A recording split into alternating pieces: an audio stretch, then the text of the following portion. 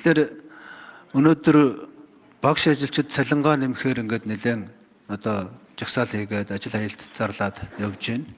За энийг бол зарчмын хувьд зүй ёсны асуудлаа гэж ингэж бол бодож байгаа. За тэтгэвэр нэмэх асуудал ч гэсэн бас яригдчихэж байгаа. Тэгэхээр манай улсын төсөв 2017 онд бол нийт 9 их найд төсөв байсан. Өнөөдөр бид нар орлогоо бууруулж 33 их найдаар оруулж ирж байна. За энэ дотроо урсгал зардал бол 2017 онд 7 их найд байсан. Өнөөдөр бид нар 24 их найдын одоо урсгал зардлыг батлах гэдэг ингээд хэлэлцээ сууж байгаа. Тэгэхээр энд багш эмчнэрийн цалин нэмэх ямар орон зай гаргаж байна? Ер нь энэ төрийн албаа хаагчдын одоо цалин, нийгмийн даатгал, халамж энэ цалингийн нэгдсэн бодлогын асуудлаар ямархуу бодлого барьж байна. Төсвийн хэтрэлтийн асуудлыг хуваагаад авдаг юм байна, цалин болгоод авдаг юм байна гэсэн бас асуудал яригдж байна. Энэ үнэн үү? Боловсрол эрүүл мэндийн одоо үндсэн одоо яг энэ хэсгийнхаа цалин нэмэх боломжийг одоо яг юу гэж харж байна. Энэ 4 дахин өссөн урсгал зардлын хамгийн гол хэсэг нь юунаас болоод өсчөв? Энэ дотор тэр бусд хүмүүсийн цалин орлогыг нэмүүлэх боломж юу байна вэ? За энэ нэгдүгээр бүлэг асуулт. Хоёрдугаар бүлэг асуулт бол ерөөсөө энэ төсвийн орлогын стратеги гэдэг зүйл байна уу? Төсвийн орлогыг одоо бүрдүүлэх боломж ер нь хэрэг байгаа вэ? Цаашдаа тогтвор суурьшилтай төсвийн орлого авч явах тэр бодлогоо гаргасан байгаа юу? За энэ хоёр асуултыг та бүхнээс асууя. Сая төсвөрийг оруулж ирэхдээ бол бид нэр өмнө нь 33.5 их найдын орлого олно гэж төсвөрөө баталсан байсан. Тэгэхдээ яг нөхцөл байдалтайгаа тохируулаад бид бол энэ удаа орлогоо бууруулж тооцсон. Тэгэхээр орлого бууруулж тооцох бол мэдээж одоо бараа бүтээгдэхүүний за одоо дэлхийн зах зээл дэх үнийн өсөлт бууралттай холбоотой. Тийм ч учраас бол энэ удаагийн төсвийн хүрээ бол нэлээд одоо бодиттой болсон гэж бол бас үзэж байгаа. За тэгэхээр гол нь нөгөө энэ орлого бүрдүүлэх ажил дээр бол бид нар богино хугацааны одоо стратегиудыг бол хэрэгжилж байна. Энэ ч утгаараа бас экспортыг нэмэгдүүлэх, за орлого нэмэгдүүлэх чиглэлээр бид нар эдийн засгийн өсөлтийг тооцохдоо хүртэл яг салбарын яам болгон дээр одоо 1% бас тооцоод дээр нь одоо хийх ажлуудыг эренбэлсэн, үүнтэйгээ уялдуулаад энэ төслүүдээ ч гэсэн бүгдийг нь эренбэлж дууссан.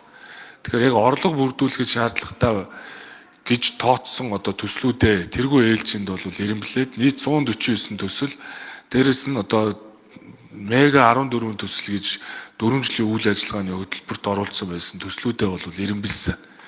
За дээрэс нь яамдууд дээр бол жишээ нь одоо орлого бүрдүүлэхэд яг ямар хийж ажил хийх вэ гэдэг дээр тэргүй ээлжинд бол ажлуудыг бол бас оногдуулаад явсан. За мөн төсвийн орлого бол эдийн засгтайгаа харьцуулахад бол зохистой түвшинд байх ёстой учраас хэд өндөр орлого төлөвлөх нь бол эдийн засаг дэх төрийн оролцоог нэмэгдүүлээд байдаг ийм сул талтай.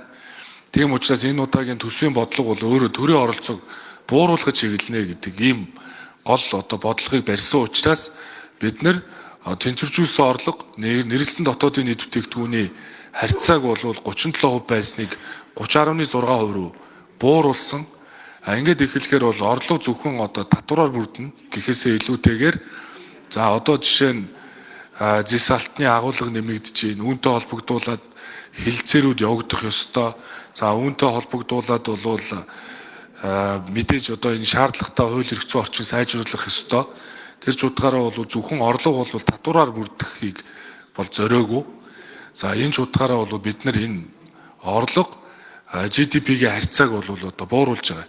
Өнөөдөр энэ одоо төр хувийн хвшлийн түншлэлээр хэрэгжүүлэх энэ хуулийг баталснаар нэг 50 төсөл хэрэгжлээ гэж бодоход 50 төсөл түншлэлээр санхүүжихэд бол бас орлогот хэрхэн нэмэр болох вэ гэдгийг эдийн засгийн өсөлтөн дээр хүртэл нэг.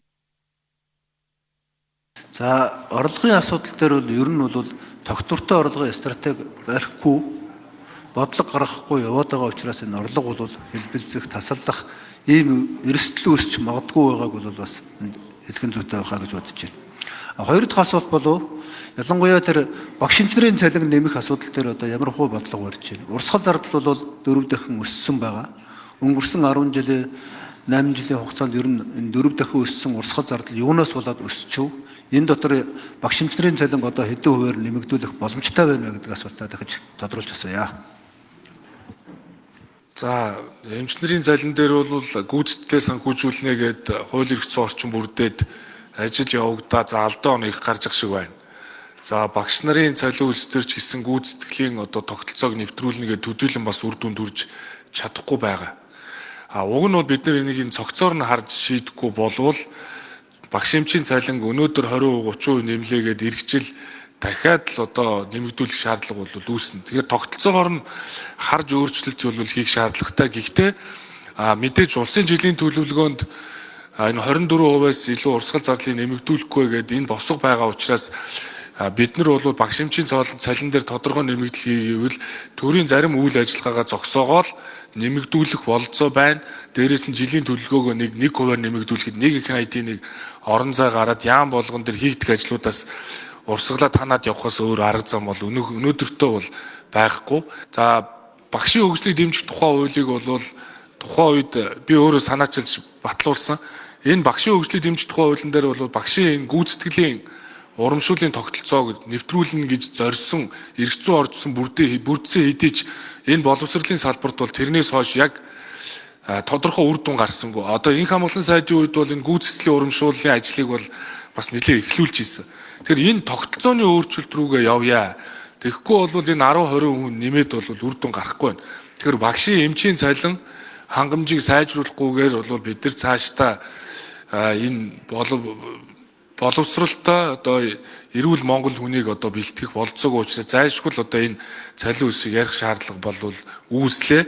Гэхдээ энэ удаа бол урсгалаа жилийн төлөвлөгөөн дээр нэг хувь нэмэгдүүлээд тэгээд нэг 20% хүртэл нэмэгдүүлээд явъя гэсэн ийм байр суурь